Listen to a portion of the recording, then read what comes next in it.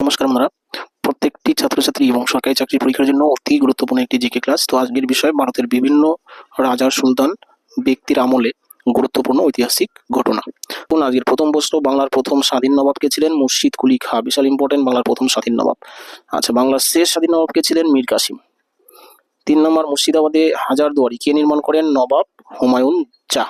4 নম্বর, সেন যুগের প্রসিদ্ধ শিল্পী কে ছিলেন? সুলোপানি। বিশাল ইম্পর্টেন্ট। 5 নম্বর, কুষাণ যুগে মথুরা শিল্পকলার জনপ্রিয়তা অর্জন করে, মনে রাখবেন। 6 নম্বর, প্রথম মোগল বাদশাহ বাবর ও শেষ মোগল বাদশাহ দ্বিতীয় বাহাদুর শাহ। বিশাল ইম্পর্টেন্ট। 7 নম্বর, গুপ্ত যুগের বিখ্যাত ব্যক্তি ছিলেন কে? ভারবি, কালিদাস আর বিশাখ দত্ত, মনে রাখবেন। 8 নম্বর, মুঘল সম্রাট দ্বিতীয় শাহ আলম ইস্ট ইন্ডিয়া কোম্পানিকে কি দান দেওয়ানি প্রদান করেন? মনে রাখবেন, কালিদাস, বিশাখ দত্ত, ভারবি, তিনজনই কিন্তু সংস্কৃত ভাষার কবি।